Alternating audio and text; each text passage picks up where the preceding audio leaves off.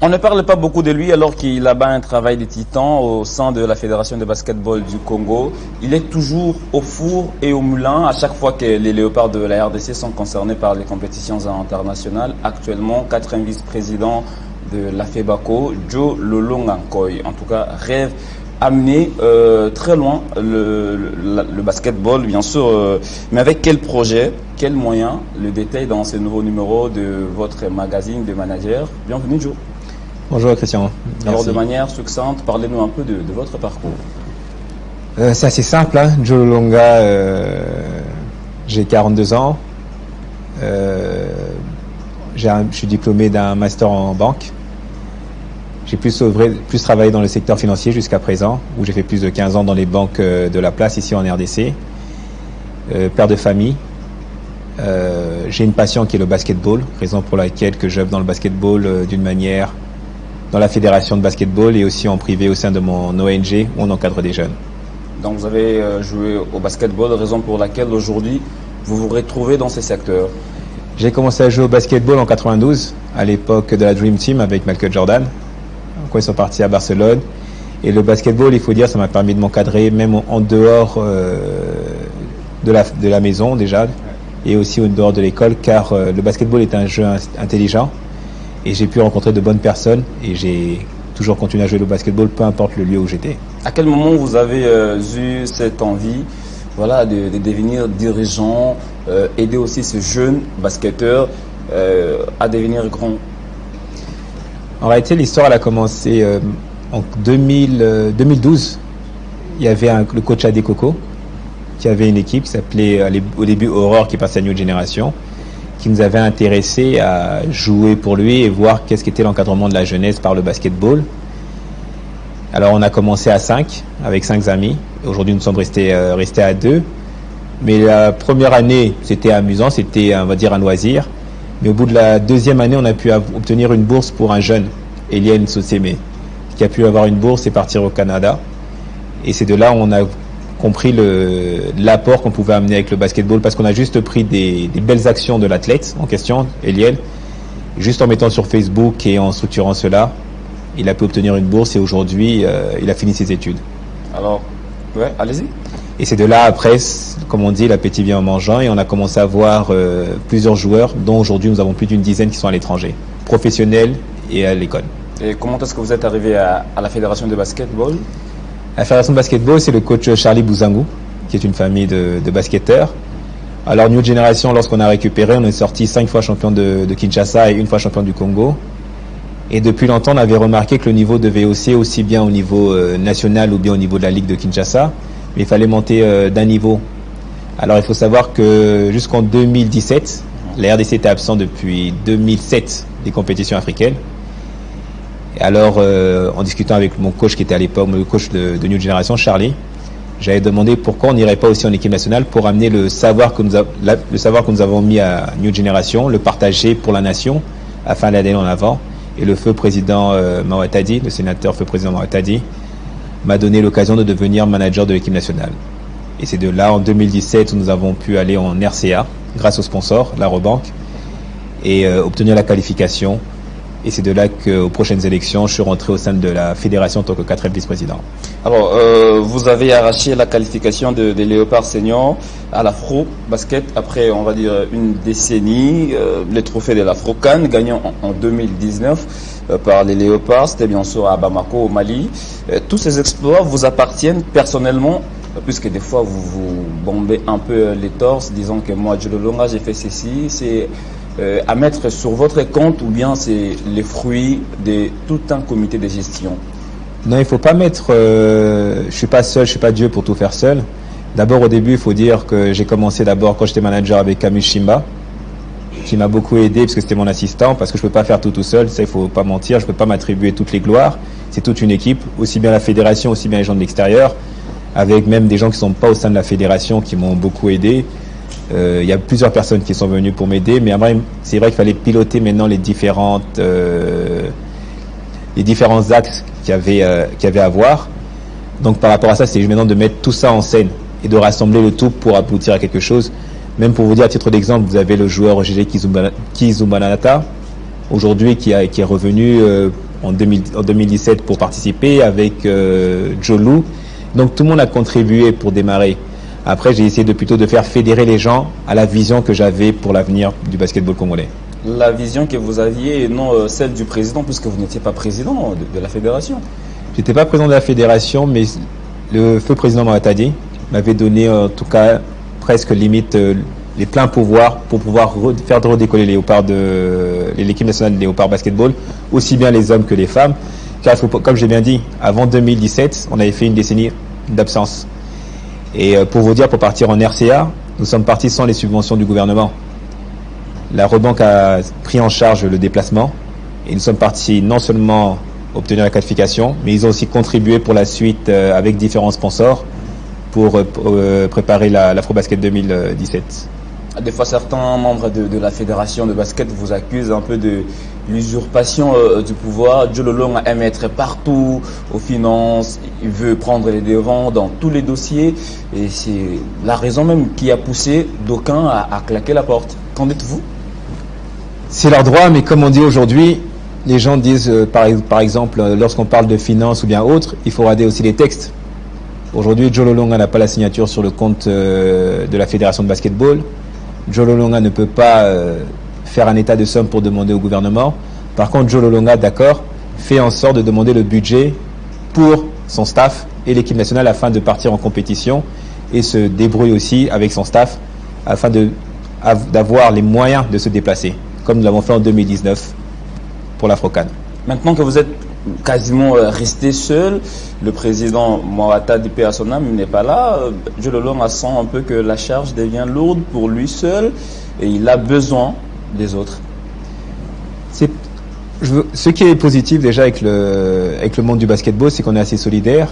Et seul, je dirais non, mais c'est question après de vision. C'est qu'aujourd'hui, de ma nature, j'essaie de me débrouiller d'abord avec les moyens du bord. Mais je ne peux pas être là, toujours attendre qu'on nous mette les choses à disposition. Cela veut dire quoi? C'est que je pense qu'aujourd'hui, lorsque nous n'avons pas de subventions ou autres, nous devons trouver les moyens de se dépasser d'abord avec nos propres moyens. C'est-à-dire trouver des sponsors ou bien emprunter de l'argent, trouver des partenaires pour nous accompagner. Mais lorsque tout se réfère chaque fois à l'autorité de tutelle ou bien se plaindre, ça devient un moment lassant.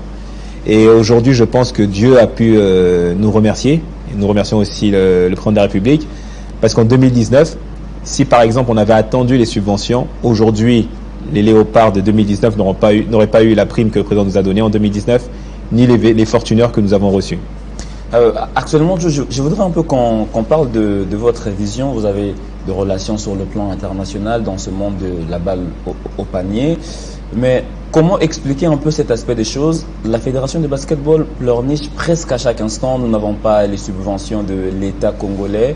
Alors que vous avez beaucoup de partenaires, qu'est-ce qui explique cet aspect un peu controversé? Vous avez beaucoup de partenaires, mais vous pleurnichez à chaque instant que vous n'avez pas reçu la subvention ou les subventions du gouvernement. Aujourd'hui, c'est très simple. Lorsqu'on bouge avec l'équipe nationale, nous allons en compétition. Nous devons d'abord avoir le premier sponsor qui est le gouvernement. Alors il faut savoir une chose, c'est que même si nous amenons des partenaires, nous sommes limités par rapport aux normes de la FIBA qui limitent plus ou moins à 3 sponsors. 2 sur le maillot et 1 sur le short. Et le budget, il faut dire aujourd'hui aussi, c'est que les sponsors vous accompagneront et selon vos performances. Parce qu'ils attendent une chose en retour. Alors par rapport à cela, il faut savoir que nous déplaçons avec une moyenne de plus ou moins entre 20 à 25 personnes. Ça demande un budget assez conséquent. Après, il faut bien dissocier certaines choses. Certains sponsors ou bien de partenaires qui connaissent Joe le connaissent par rapport à New Generation, qui est ma fondation où j'ai avec mon ONG, avec Edouard Lukanga. Nous sommes restés à 2. Pourquoi? Parce que plusieurs joueurs ont pu évoluer à l'étranger. Comme l'année dernière, nous avons un joueur qui a été drafté en NBA. Alors des fois, les partenaires arrivent, mais en voulant une contrepartie, souvent au niveau des joueurs que nous formons. Alors des fois, il faut essayer de les dissocier entre New Generation et la fédération. Mais à cela ne tienne, il faut dire jusqu'à présent, nous avons Excel Voyage, Robank, Loya et d'autres qui nous accompagnent. Mais à un moment, c'est pas à eux de faire tout le travail. Mais par contre, à long terme, c'est quoi ma vision aujourd'hui? C'est de rendre le basketball professionnel. Pour cela, c'est d'attirer le maximum de joueurs. Avec quel projet, avec quels moyens? Avec quels moyens, justement? C'est une très bonne question. les moyens vont aller petit à petit. Aujourd'hui, en 2019, en étant champion de l'Afro-CAN, les gens commencent à demander les maillots. Il faut savoir qu'une chose, la première entrée pour n'importe quelle équipe nationale du monde, que ce soit le foot ou le basketball, c'est les maillots, le marketing, donc la visibilité. Je vais vous donner un exemple très simple. 2019, nous avons été champions. Même pas la semaine d'après, on n'avait pas de maillot qu'on pouvait demander, qu'on pouvait revendre à des fans qui cherchaient. Ensuite, vous prenez dernièrement la dernière fenêtre, nous avons eu le joueur Jonathan Kuminga. Imaginez-vous un joueur champion de NBA qui joue pour l'équipe nationale avec un maillot officiel. Les gens vont le demander. Aujourd'hui, nous avons la diaspora. Nous avons malheureusement plus de 1000 personnes qui nous demandent le maillot, mais nous n'avons pas encore le stock pour les vendre. Mais ça peut commencer à l'avenir, commencer à revendre. Parce qu'aujourd'hui, si vous prenez Kuminga, faire une photo avec le maillot que Kuminga porte, ça prend de la valeur. Et aujourd'hui, pour avoir plus de valeur, nous devons bien sûr amener le maximum de victoires. Et ce qui est positif, c'est que les joueurs sont prêts à redorer le blason du pays. Et c'est là que nous devons profiter. Parce que vous parlez de Jonathan Kuminga, qui n'a pas pu qui n'a pas pu participer à la fenêtre de Tunisie, faute de passeport. Quelque part, l'administration de la fédération de basket ne vous rend pas service. Non, il faut dire que la fenêtre de Tunisie, c'est pas un problème de passeport. C'est qu'il faut savoir que Jonathan Kuminga, lorsqu'il est parti, au tout début aux États-Unis, il était parti en tant qu'étudiant. Et là, comme vous le savez bien, il est devenu professionnel depuis plus d'1 an. Donc, il avait obligatoirement un passage à repasser en RDC pour passer en visa de travail. Et maintenant, par rapport à sa date pour ses démarches administratives et la compétition, était trop juste. Il allait arriver la veille du voyage et c'était un trop grand risque de le faire jouer directement. Raison pour laquelle il n'a pas pu participer à l'avant-dernière fenêtre pour le moment. Alors, pour booster le basketball congolais, il faudrait rester au sein de la fédération ou bien il faut faire cavalier seul? Pour moi, il y a deux options. C'est être au sein de la fédération pour faire bouger les grandes lignes. Après, comme je vous ai expliqué, au départ, lorsque j'étais au sein de la fédération, j'étais en tant que cofondateur de New Generation. On avait des joueurs qu'on formait et qu'on mettait à disposition de l'équipe nationale. Donc tout le monde peut participer au sein de l'équipe nationale parce qu'elle appartient pas qu'à la fédération, elle appartient à tous les Congolais. Et ça, il y a différentes académies qui commencent à contribuer avec des joueurs performants et qui viennent défendre les couleurs du pays.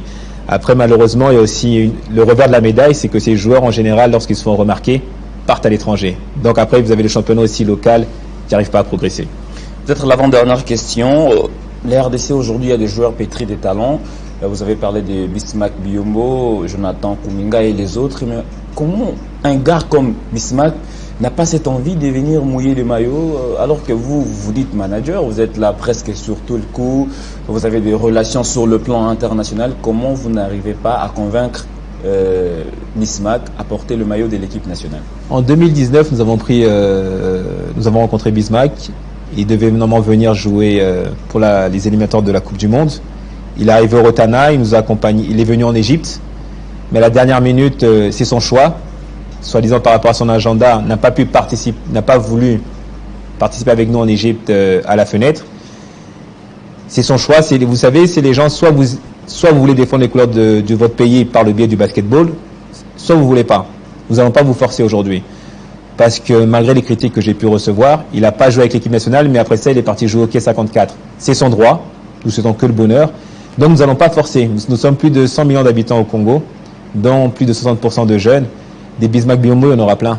Aujourd'hui, la preuve, vous avez Jonathan Kuminga qui est son petit frère, qui est plus jeune que lui, qui est venu avec son titre de champion NBA, qui est venu défendre les couleurs du pays et qui continue à les défendre. Et il n'y a pas que les joueurs d'NBA, il faut dire, il y a d'autres joueurs aussi. Vous avez les Jordan Chako, les Maxi Chamba, les Verre Chongania. C'est les personnes qui voudront défendre les couleurs. Et j'ai appris une chose, en tout cas, en étant à la fédération avec les équipes nationales. C'est très simple. On ne cherche pas le meilleur joueur. On cherche la meilleure équipe. Donc aujourd'hui, c'est pas que c'en être le meilleur joueur, mais c'est d'avoir la meilleure équipe et de les faire jouer ensemble. Alors, je voudrais qu'on chute avec cette question. La dernière fenêtre qui pointe déjà à l'horizon, selon certains bruits du couloir, la RDC risquerait une disqualification faute de moyens. Qu'en dites-vous? Ce qui se passe, c'est que nous n'avons pas encore respecté nos engagements jusqu'à présent. Nous avons fait la dernière fenêtre de Monastir avec des engagements non respectés jusqu'à présent. que ça part même des déplacements pour la logistique. Alors que le gouvernement vous avait interdit, le ministre vous avait interdit d'engager le gouvernement dans toutes ces dépenses. Tout à fait. Mais nous avons eu l'ordre de mission signé par le ministre du Sport qui montrait bien que c'était à la charge du Trésor public. Alors il y avait une option très simple. Soit on se faisait disqualifier pour non-présence, mais aujourd'hui, comme je le répète encore, avec un pays aussi grand que la RDC, moi personnellement je ne pourrais pas l'accepter. Que voir que nous soyons ridiculisés, déjà que nous avons eu le cas en 2020 lors de l'éliminatoire de l'Afro-Basketball, où nous avons été pris en charge au niveau du test Covid. Et là, revoir encore la même chose. Nous l'avons frôlé de peu aussi lors de la première fenêtre au Sénégal. Donc la fédération s'est débrouillée auprès de ses partenaires afin d'avoir des billets à crédit et aussi au niveau de la fédération tunisienne. Malheureusement, nous n'avons toujours pas encore respecté nos engagements. Nous n'avons pas encore remis aussi aux athlètes les frais de mission, en espérant que, vu avec le ministre des Finances qui compte virer l'argent directement aux joueurs, nous pourrons lui transmettre les numéros de compte des joueurs afin de leur virer au moins leurs frais de mission. Mais à cela ne tienne, pour la prochaine fenêtre, prendre encore à nouveau des engagements sans avoir respecté les engagements précédents, ce sera assez compliqué quand même. Et sur le terrain, est-ce que la RDC garde encore toutes ses chances de qualification, surtout après le départ de Druot, parce qu'il était porteur d'espoir, mais depuis qu'il est parti, on a senti que l'équipe a baissé un tout petit peu pavillon lors de la fenêtre des Tunisie. Tout à fait, il faut dire que Thomas Drouot, il a fait un très bon boulot. Il a fait un très bon boulot, mais malheureusement, à la fenêtre qui vient de passer, il ne pouvait pas assister, vu ses engagements au niveau de son club. Donc nous avons fait appel à Emmanuel Mavomo. Et malheureusement, nous avons eu 3 défaites. Or que si nous arrivons à gagner même 1 à 2 victoires, nous aurions eu notre destin entre les mains. Malheureusement, ça n'a pas été le cas. Mais vous savez, dans le monde de la chance, il y a le mot chance, c'est qu'aujourd'hui, Thomas Drouot est à nouveau libre. Donc, peut-être pourquoi pas faire une combinaison entre Emmanuel et Thomas Drouot pour la prochaine fenêtre. Elliot est assistant. Il est assistant coach. Mais malheureusement, Elliot est assistant coach en NBA aussi, à Détroit Pistons. Mais est-ce qu'il n'y aura pas une guerre d'esprit entre Thomas Drouot et Elliot quelque Non, part? parce que chaque assistant a sa spécialité. La spécialité de Elliot, c'est les vidéos. C'est pas sur le terrain. C'est lui qui prépare le scouting des athlètes adverses, aussi nos athlètes, pour connaître leurs points forts et leurs points faibles. Merci beaucoup, Joe. Cette émission est terminée. Mais à vous entendre parler, on sent que vous nourrissez les ambitions de vous présenter prochainement comme candidat président à la FEBACO. À moins que j'ai mal fait cette lecture. Aujourd'hui, ça sera assez simple. On va peut-être essayer. En tout cas, on va essayer, on va se préparer pour. Et on verra ce que les électeurs vont décider. Voilà. Merci d'avoir répondu à nos questions, Joe Lolonga. On rappelle que ce n'est pas la dernière fois qu'on vous reçoit, puisqu'il y a une fenêtre qui pointe déjà à l'horizon. On reviendra toujours vers vous pour avoir un peu d'amples précisions concernant le préparatif de cette dernière fenêtre, puisqu'on rappelle qu'elle est qualificative à la Coupe du Monde FIBA 2023, la Coupe du Monde qui va bien sûr se dérouler en Inde, en Indonésie, mais également au Japon. Mesdames et messieurs, c'est sur cette question, cet aspect des choses que nous tirons le rideau de cette émission de Manager. On va se retrouver très bientôt avec un nouveau numéro.